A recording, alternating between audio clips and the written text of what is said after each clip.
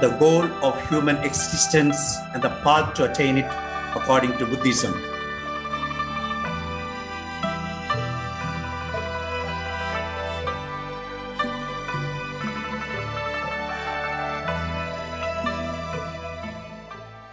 Wow. Well, thank you very much, Father Lawrence, Father Peter. Also, a very deep appreciation to the Institute for the Study of Religion in Pune, along with St. Vincent College of Commerce, also in Pune. It is my honor and privilege truly to have been invited to speak to all of you on this occasion. So in any case, to give a bit of introduction about myself, yes, I was born in Hawaii and I was raised actually Catholic. So my family is Catholic. My older brother, my mother, they still are practicing Catholics. And from a relatively young age, I was forced to think about the deeper kind of questions in life. I think what started me off on my journey was actually the untimely demise of my own father when I was 15 years old. He actually was only 47 at the time, and all of a sudden, quite unexpectedly, died from a heart attack.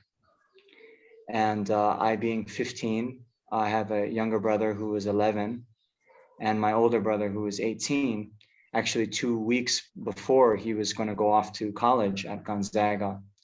It threw our whole family in a lot of turmoil and disarray. And in dealing with that trauma, I had to think, grow up very quickly and think about what the meaning of life is. What is the purpose of our life? Why do we suffer? How do we gain happiness? And part of that journey then, it took me then at Princeton, where I was an undergraduate.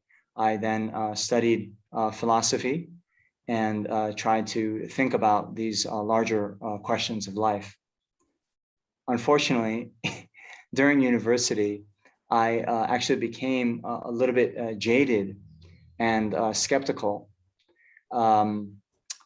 And part of that then became that I then ceased to believe in God. I became an atheist.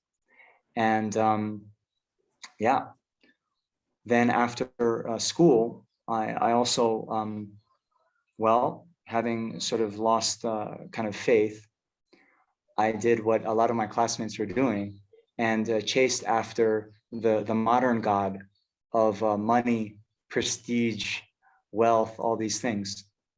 So actually, after studying philosophy in undergraduate, I then went on to work in New York in finance. So I was following what a lot of my classmates were doing, following a lot of the goals that society tells us, the sort of formula for happiness. And at this young age, I was making a lot of money. I was, flying back and forth from London to New York, eating out on expense accounts, and basically, just following all the things that society told us would be the formula for happiness. But as I think most of us know, even that is also illusory. So while I still was working, and at this point I was working in London, I was very stressed, and these kinds of jobs in high finance, one is working 80, 90, even sometimes 100 hours a week. I was very stressed out. And one of my friends, one of my colleagues noticed this and said, well, I looked terrible. I was, maybe 20 kilos more weight than I am now. And she invited me to come to a yoga class. And so I first actually got my start in all of this through going to yoga. And through yoga, I got into meditation. And through meditation, I discovered a kind of peace and well-being that was sort of all of the equipment we need is just all within ourselves. And through having a few experiences, very positive ones through yoga and meditation, I decided I wanted to pursue this more. And so I left my work at the relatively young age of 25. Fortunately, through having just worked 3 years, I'd saved up enough money that I could then spend the next year and a half traveling the world. And I came out to Asia, and that's where I first, I went to Japan. I stayed at a Zen monastery there. I went to Thailand and stayed at a Vipassana center there. I came to India and stayed at a yoga ashram. And then I also discovered the Tibetan Buddhism, actually first going to a center in Bodh Gaya, where I think Father Lawrence knows, the Root Institute in Bodh Gaya. After that, I went to Dharamsala, where His Holiness the Dalai Lama lives. I was able to meet him and receive teachings from him for the first time. And this whole time off in Asia, just exploring different traditions, then I found more sort of affinity to the Tibetan Buddhist tradition. And so then after a brief stint back in the US, I then decided to come and move back to India and pursue my studies and practice more full-time. And so first I moved to Dharamsala, which is where His Holiness the Dalai Lama lives. I was still a lay person at that time, but I met some teachers who were very supportive of me to become a monastic. And so after a few years of living in Dharamsala, I then decided to become ordained.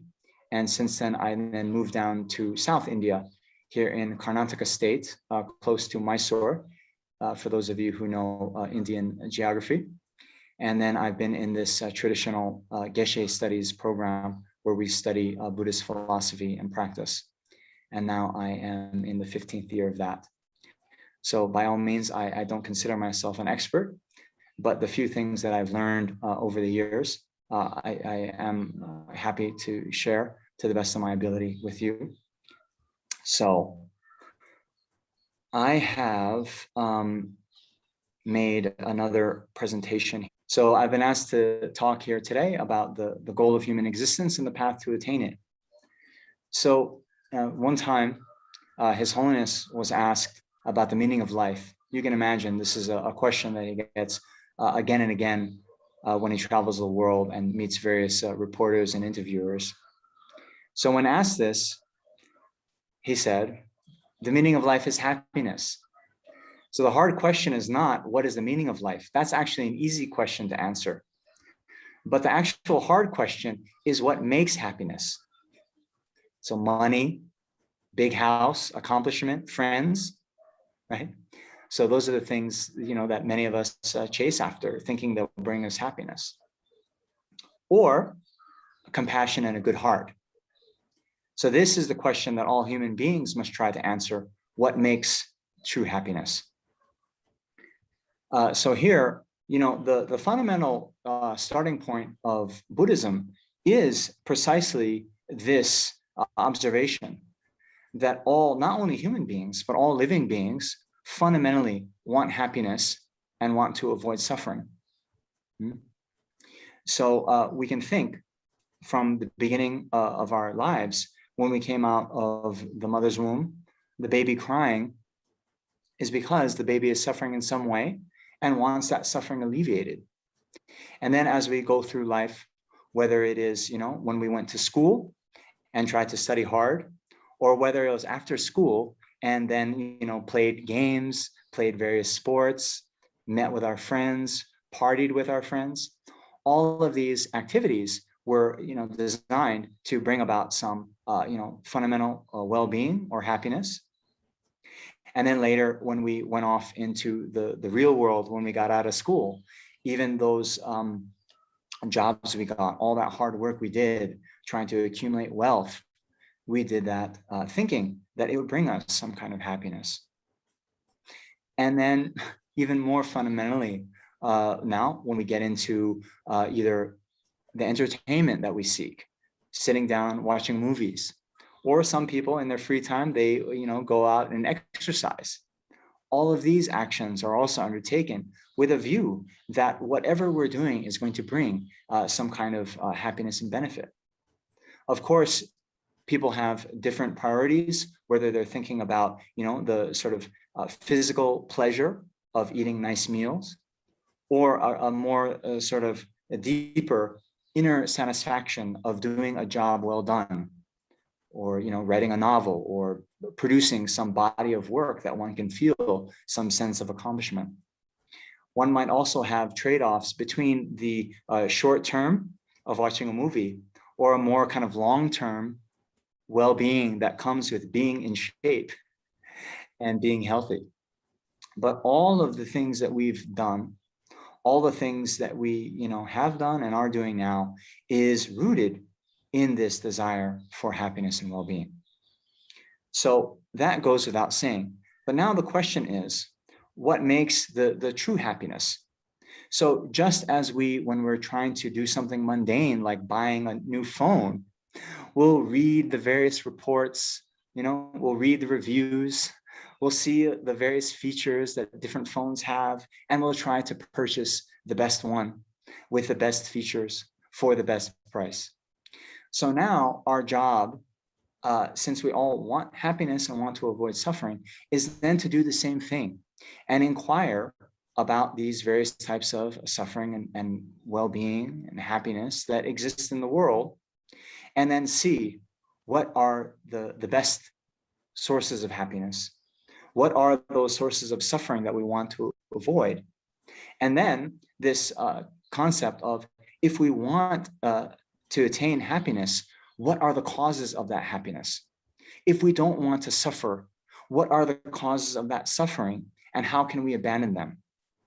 So this very question is also what the Buddha himself was asking over 2,500 years ago. And his discovery then formed the basis of what he then taught. So, next slide. The first stanza is actually written by another great Indian master, Nagarjuna, where he praises the Buddha, saying, "Enthused by great compassion, you expounded the sublime truth. In order to eliminate all wrong views, to you, the Gautam Buddha, I pay homage." So here, this one stanza is what His Holiness the Dalai Lama wakes up and recites every morning. And so within it, it actually encapsulates the entire essence of the Buddha Dharma in 4 lines. So the first line, enthused by great compassion, compassion or karuna, is this wish that others be free from suffering. So the Buddha, all of his actions are motivated by this great compassion, or wanting others to be free from suffering. But although the Buddha wants beings to be free from suffering, well, there's actually another stanza from a sutra. I don't have it here, but in that it says that the Buddhas do not wash away our sins with water, nor do they remove our sufferings with their hands, nor do they transfer their realizations to another mind stream, but the Buddhas liberate sentient beings from suffering through teaching the sublime truth. So this is a concept that's going to come up again and again within Buddhism, that actually the source of our suffering is not because of any factors other than these wrong views, these mistaken ways of thinking that we have. So it is our mind that is fundamentally causing our suffering. And therefore, the solution to all of our suffering is also fundamentally rooted in our minds. So then this teaching of the sublime truth, or the Dharma, is in order to eliminate all these wrong views that then become the source of our suffering. And therefore, the Arya Nagarjuna is paying homage to the Buddha for having this motivation of great compassion, and then teaching in order to remove these sufferings from sentient beings. So then what are these wrong views that we have? So then this next stanza then basically encapsulates the wrong views. So we have two main types of wrong views. One is we have a confusion about what the causes of happiness and suffering are. So sometimes we might think that these causes of suffering are somehow outside of us, independent from us, that we're somehow an innocent bystander, and then we are victims of circumstances outside our control. But here, what the Buddha taught, and we'll get into this more, this thought of karma, cause and effect, is actually all the experiences that we have are just the ripening effects of actions that we ourselves have undertaken. So because of that, then the Buddha said, do not commit any unwholesome actions. Engage in perfect wholesome actions. Why? Because these sufferings that we experience are the ripening effects, are the effect of the unwholesome actions that we undertake. So because we don't want to experience suffering, we have to abandon the cause of suffering, these unwholesome actions. And then on the flip side, engage in perfect wholesome actions. All the happy experiences that we have are due to the ripening of virtuous actions that we've done in the past. So therefore, since we're never satisfied with the amount of happiness we have to never be satisfied with how much virtue or wholesome actions we undertake. So then the third line, subdue your mind thoroughly. This is the teaching of Buddha. So what then makes our actions wholesome or unwholesome is the mind. It is the motivation with which we undertake these actions that then determine whether an action is virtue or non-virtue. And therefore, if we really want to make sure that our actions are in keeping with positivity, then we have to subdue our mind. Means those negative states of mind like anger, hostility, attachment, jealousy, pride, and so forth, we have to learn how to bring them under control. And then the positive frames of mind like compassion, tolerance, wisdom, we have to increase them. We have to, cause them to increase in our own minds. And this is what all of the Buddhist teachings is about. Okay, oops. So then, you'll notice within Buddhism, then there's this tremendous emphasis on the mind. So why is that? So first, to quote the Dalai Lama, there are two reasons why it's important that we understand the nature of mind. One of them is because there's an intimate connection between the mind and karma. So karma, so some of you, are familiar with this term. So karma just means the actions that we undertake. And then these actions, whether they're virtuous or non-virtuous, that then leaves imprints or seeds within our mental continuum, which will later ripen as experiences of happiness or suffering. So that's the first reason. The other is that our state of mind plays a crucial role in our experience of happiness and suffering. So here to elaborate on this, then sometimes even the very same experience, depending on how we think about it, how we conceive, then makes that experience either happiness or suffering. So to use a very mundane example, the feeling of being very hot, So let's say we are, in the summer and our AC breaks down and we're very hot and sweating. We can experience that as so much suffering. We might complain to everyone, oh man, can you believe this heat? My air conditioner broke. I can't believe it's like living in a hell, right? Okay. Then you can imagine another person that goes to a sauna, okay? So, the sauna, those rooms, which are, intentionally heated up, right? So this person is actually experiencing a lot hotter than the weather. And they're dripping with sweat, but they very much like, they think, okay, I'm doing this for my health, I'm getting rid of all these toxins. Okay. So the experience of being in a very hot room is the same for both those people. But one person experiences as suffering and the other as happiness. Why? Because their mind, because the way they're conceiving about that experience is different. So in this way, our mind then is, creating that reality, even in the present moment. Okay. So next, we're saying that all of us want to attain happiness and want to overcome suffering. So then this next stanza by Shantideva, the great Indian master, he says, even those who wish to attain happiness and overcome suffering will wander with no aim if they do not comprehend the secret of the mind, the principal dharma. So this is what I was saying, although we want to be happy and we want to avoid suffering, if we don't understand what the sources of happiness and what the sources of suffering are, then we'll wander without any aim and we'll just, have no control over these experiences. So then the secret of the mind is those two levels which I mentioned. The first secret is this secret that our experiences of happiness and suffering are actually the ripening result of the positive and negative actions that we've undertaken. And then the next secret of mind, which we'll talk about a little bit later, is to actually consider how our mind and other phenomena exist. This is going to get into the Buddha's teachings on anatman, or lack of self. So we'll get into that a little bit later. But first, we're talking about the path to achieve this happiness.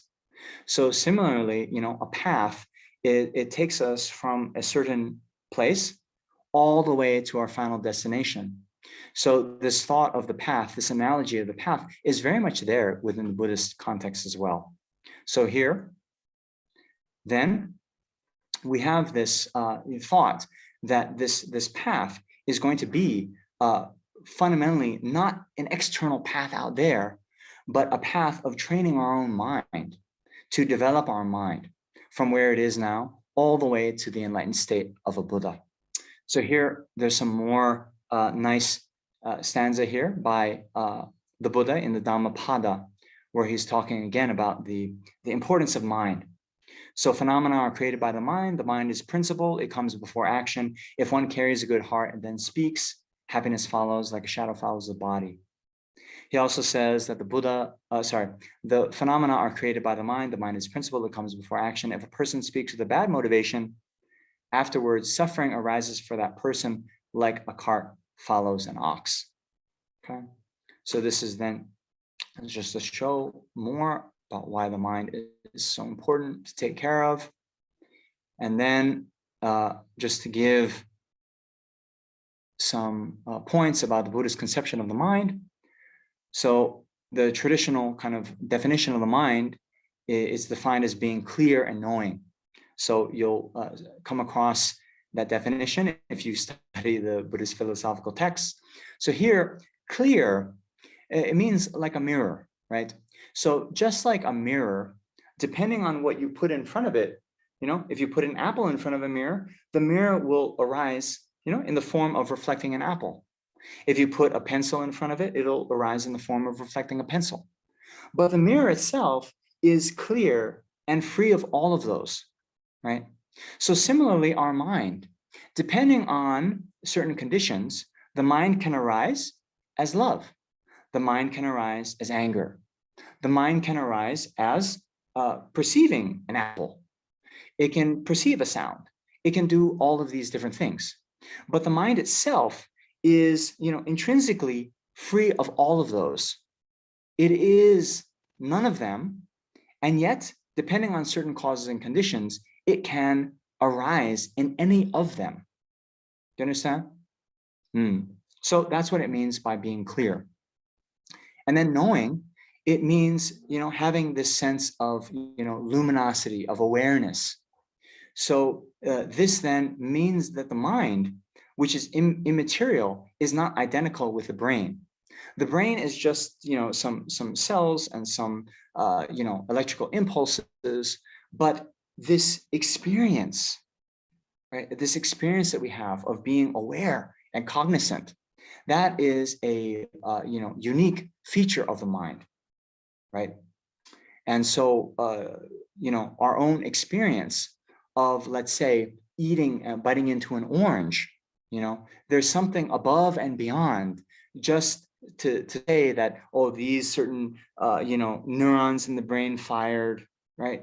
All those explanations on a physical level of what happens when we bite into the orange is nothing. Even if we explain all those, it'd be nothing compared to actually giving someone else an orange and biting into it.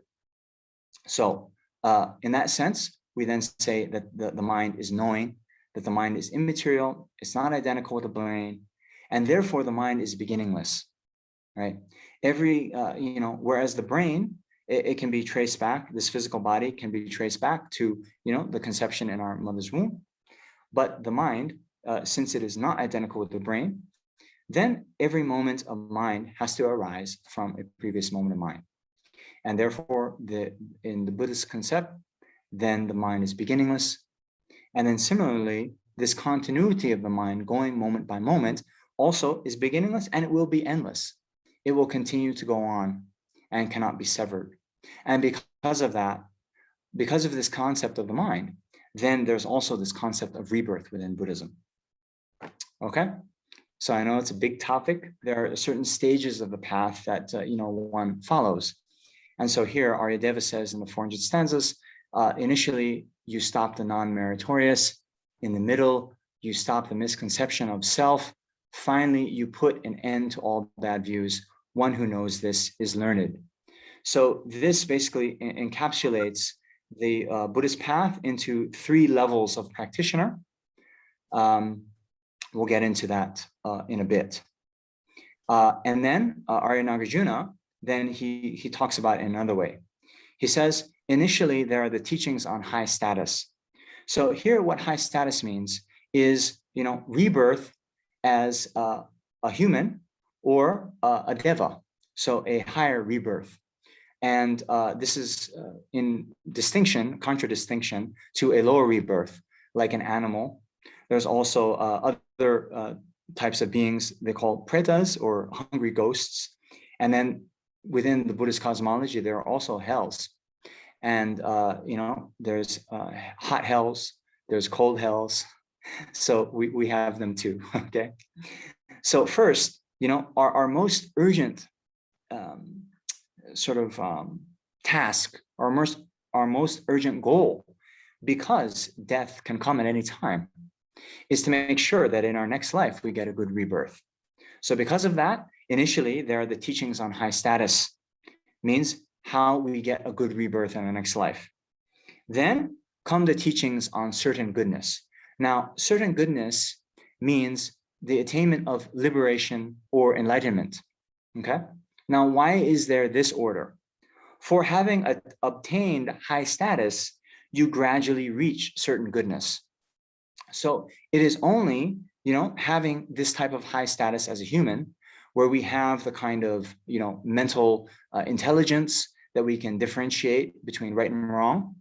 We can undertake the practices to abandon non-virtue, whereas, beings in the animal realm, for example, the lions, the tigers, all these, carnivorous creatures, they never think, maybe I shouldn't kill this zebra. Maybe I should have a vegetarian meal instead, right? They just by instinct go and attack and kill. So we are very fortunate that we have this human intelligence. So having obtained this high status of being a human with intelligence, we gradually reach the higher goals of liberation and enlightenment. Okay. So now here, then we have these 3 levels of practitioner. These are distinguished by their goals and the method to attain them. So the practitioner of small capacity, then they are trying to get a good rebirth in the next life. How they do that is abandoning the causes of lower rebirths, namely non-virtue. Okay. Then more than that, then we're talking about the definite goodness or the certain goodness of liberation. So the being of medium capacity then doesn't just merely want a good rebirth in the next life, but rather wants liberation from all of samsaric existence by abandoning its causes, the karma and the afflictions. Okay, so here, many of you might have heard of this term samsara or cyclic existence.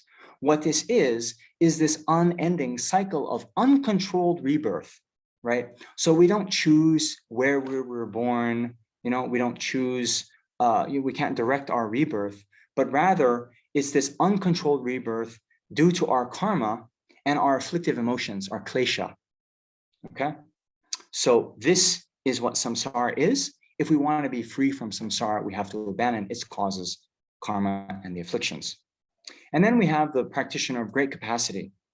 They set as their goal this attainment of full enlightenment, the attainment of Buddhahood, so they can be of utmost benefit to all sentient beings. And how they do this is they practice, they motivate with this mind of bodhicitta. So bodhi, as many of you know, right? The bodhi tree in Bodh Gaya. Bodhi means enlightenment. Chitta means mind. So the mind of bodhicitta is this wish to achieve enlightenment for the benefit of all sentient beings. So these beings of great capacity, they don't just want to get liberation from samsara, right? They want the full enlightenment of a Buddha.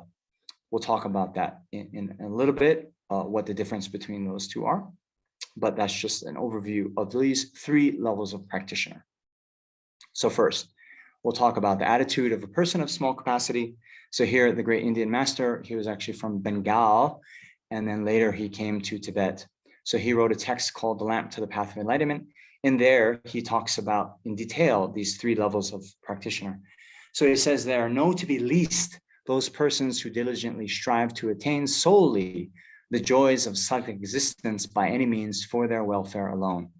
Okay, so this is then not to criticize them, but they're trying to attain the joys within cyclic existence. They want to attain a good rebirth. They want to attain power, fame, good fortune. But knowing this and knowing that the causes of attaining these joys within cyclic existence are virtuous karma, then they engage in virtuous activities. Knowing that wealth comes from charity, they are generous. They practice charity. They know that getting a good rebirth is from abandoning harming others. So they do engage in a lot of virtuous activity, but their attitude, their motivation is to attain these joys, these good things within samsara. So therefore, they follow these principal practice. The actions born from attachment, anger, and ignorance are non-virtue. From there, the evil gone realms come. Means one gets born within a lower realm of existence. And then on the other side, the actions born from non-attachment, non-anger, and non-ignorance are virtue. From there, all the happy transmigratory beings arise. So the main practice of these people of small capacity is to abandon non-virtue as much as they can and practice virtue. Okay. And then we have within Buddhism, they actually talk about the 10 non-virtues. Okay. So here, Vasubandhu in his Abhidharma Kosha, he said that systemizing the most obvious among them, the Buddha said that the paths of action, virtuous, oops, there was a typo, or non-virtuous are 10. So the 10 non-virtues, we have 3 of body, killing, stealing, and sexual misconduct. We have 4 of speech, lying, divisive speech. So divisive speech is, if 2 people are friendly, then to go and say to one of them, hey, you know what your friend said about you behind your back, and try to cause some kind of discord between them, cause them to kind of, split ways. That's divisive speech, trying to divide people. Then harsh speech, right? And then gossiping and idle talk. And then we have the 3 of mind, covetousness, wanting someone else's belongings or, maybe their partner, malice, wishing harm to others, and then wrong views. So those are the 10 non-virtues, and these people of the initial capability, they try to abandon these non-virtues as much as possible. Okay, so now we have the attitude of a person of medium capacity. Okay, so now those persons are called medium, who stop sinful actions. Okay, so you shouldn't see as these three attitudes as being contradictory with each other.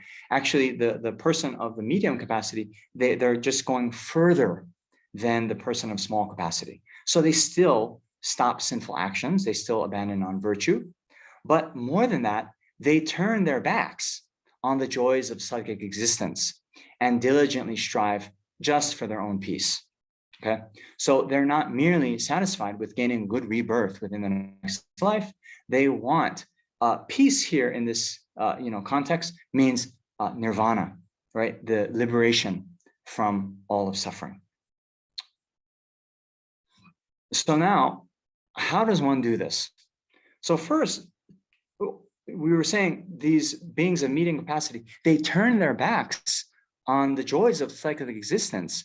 So then how does one do that? One first has to think about in great detail the drawbacks of samsara.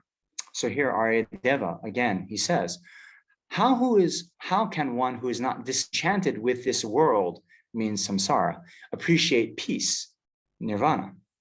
Psychic existence, like home, is difficult to leave behind.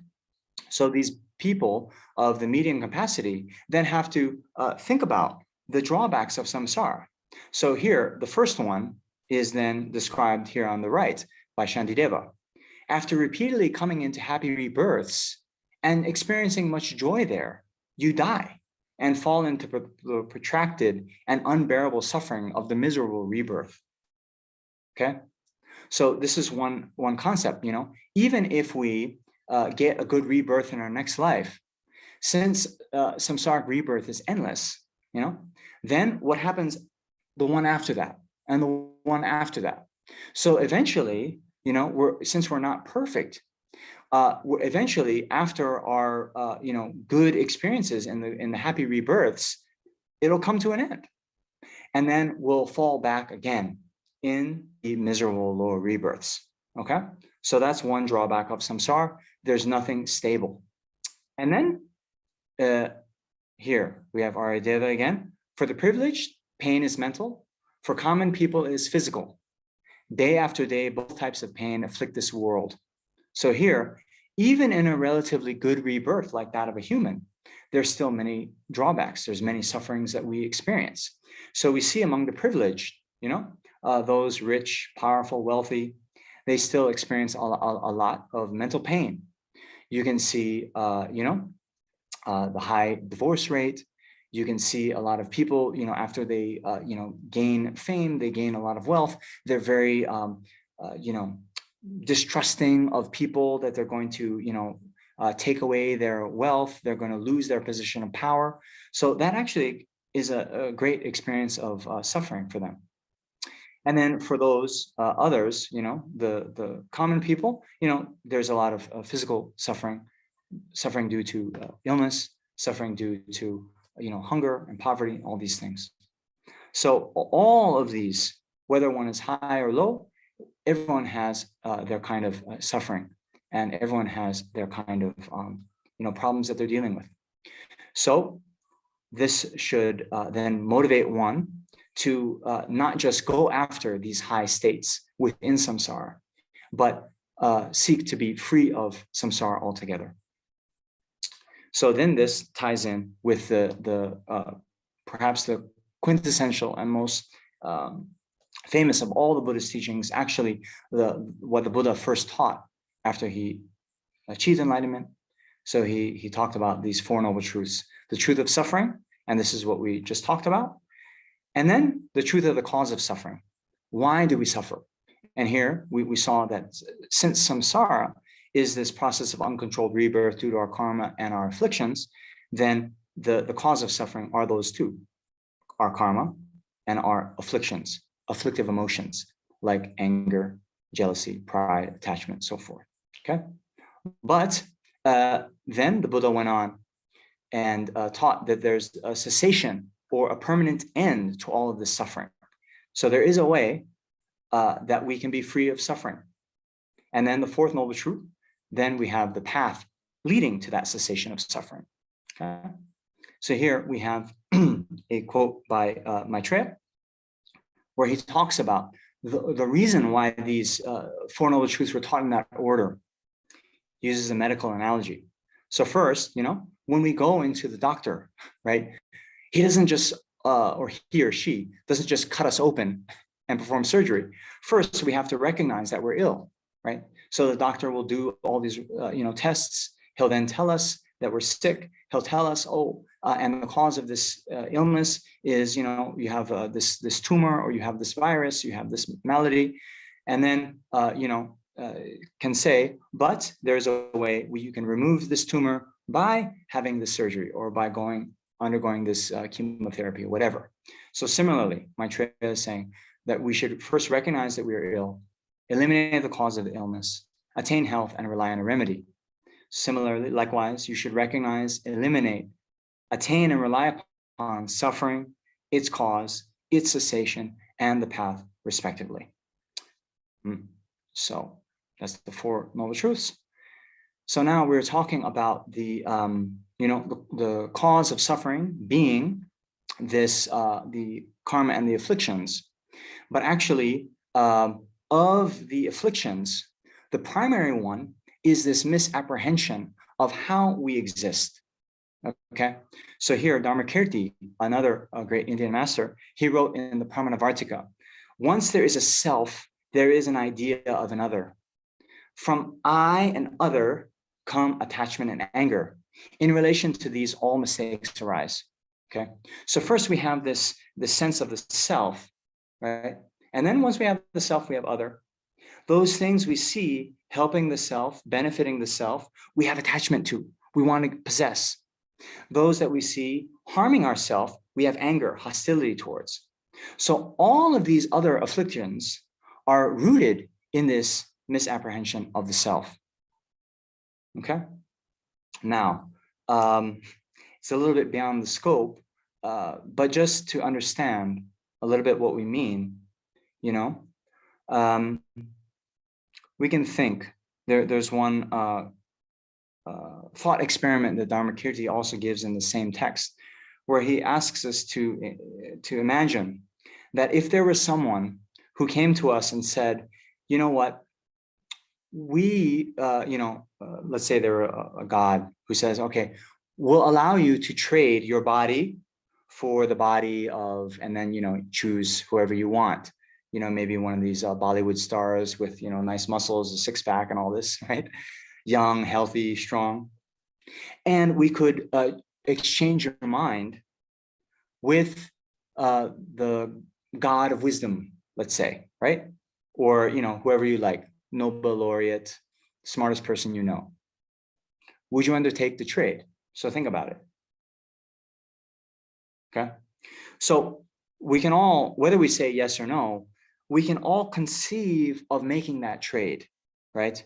We can conceive that there is this self, this I, that somehow owns the body and the mind, and then would be the one trading the body and mind for the body and mind of someone else, right? Did we all have that experience? So here we're going to investigate whether such an I that is independent from the body and mind exists or not. Okay, that is one of the main sort of trainings that we do. But anyway, let me continue. So here, another quotation by Nagarjuna: by exhausting karma and afflictive emotions, one is liberated. Karma and afflictive emotions come from false conceptions. Those come from elaboration of inherent existence. As for the elaboration, it is ceased by emptiness. So here we're getting into the third and fourth noble truth, right? The truth of the cessation of suffering. Well, the cessation of suffering is just from exhausting these karma and the afflictions, okay? How we do that, so the path leading to the cessation of suffering, right? We understand that there's these false conceptions, right? These false conceptions that we exist inherently. We exist independently of our body and mind. right? And so these elaborations are all based on misapprehension of reality. So how do we then overcome this misapprehension? We do this by uncovering the truth, discovering the truth of ultimate reality. And therefore, Nagarjuna says, right, whatever is dependently arisen, that is explained to be emptiness, that being a dependent designation is itself the middle way. Because there is nothing whatsoever that is not dependently arisen, therefore there is nothing whatsoever that is not empty of inherent existence. So it's a huge topic. We studied this, for years here in Seta J. But basically, just to give you a little taste of it, this whole concept of interdependent origination is the very lifeblood, the very heart of the Buddhist philosophical system, the Buddhist philosophical view, that things don't exist independently, but everything exists independence on other factors. Okay, so we call it the middle way that avoids the extreme of nihilism, that nothing exists whatsoever, and the other extreme of eternalism, that things exist independently, inherently from their own side. So there's nothing that exists like that, but rather everything exists as a dependent arising.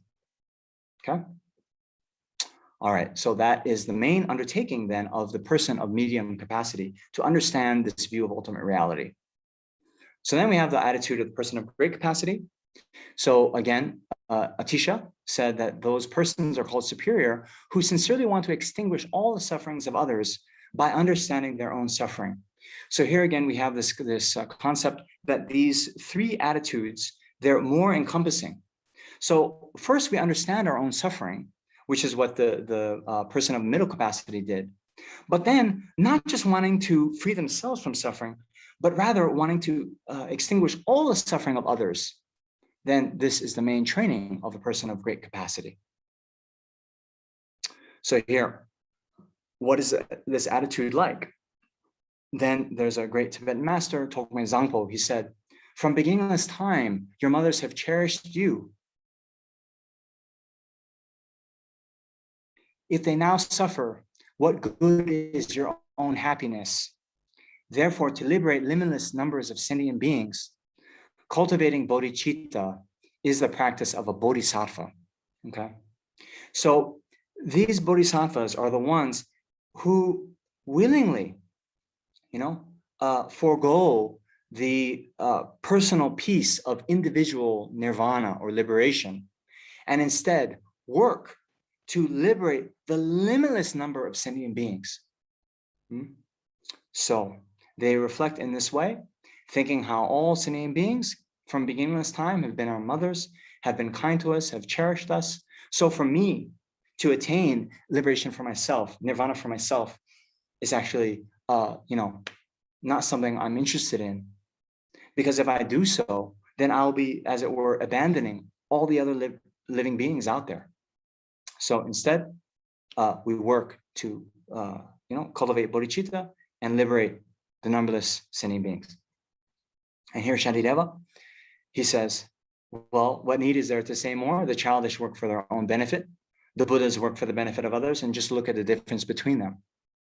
So here, if we're really honest, or I could say, if I'm really honest, everything we've done has just been to try to gain happiness for myself. And yes, sometimes I've, taken some friends out for dinner, but basically, I enjoyed their company. Right? So this thought of only wanting, benefit for myself, that's been, my main strategy throughout my life. And the question now is, have I attained that happiness that I've been looking for? Well, no. Then we compare with the Buddhas. So the Buddhas gave up this mind of, wanting only happiness for themselves and work solely for the benefit of the others. And somewhat paradoxically, they've actually achieved the highest state of happiness, of well-being, of enlightenment. So then, it'd be one thing if the strategy we've been using in our lives thus far has been successful. But if it hasn't been, then maybe we should try something else. So that is the main sort of training of the attitude of a person of great capacity, to cultivate this mind of compassion, wishing that others be free of suffering. And so now my time is almost up. So I just wanted to leave with one stanza by Shantideva, where he says, where could I possibly find enough leather with which to cover the surface of the earth? Having leather on just the soles of my shoes is equivalent to covering the earth with it. So similarly, unruly sentient beings are like space. All of them cannot be overcome.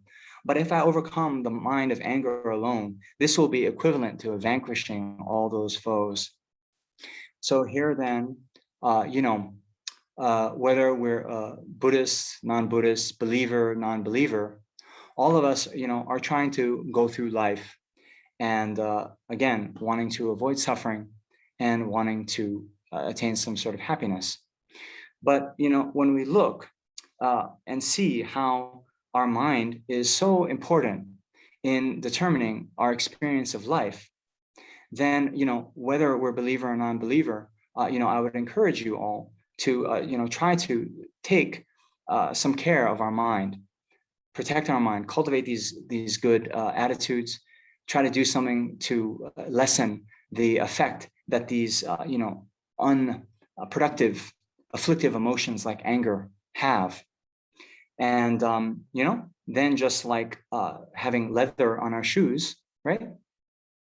Then everywhere we go, we can have some peace, some happiness, some well-being that isn't then dependent on our outside world, which we have actually very little control over. So with that, again, I'll leave it at that. And I thank all of you for coming. So all good things come to an end. And our wonderful session today has also come to an end, unfortunately. It is my privilege to thank our speaker, Venerable Tenzin Namgyal, for his inspiring and lucid explanation on Buddhism. It was very clear, and as someone remarked, he'll make a good teacher. Very clear, very precise. Thank you. I also want to thank our moderator, Father Suzai Lawrence, who skillfully guided us through the interactions that followed the talk.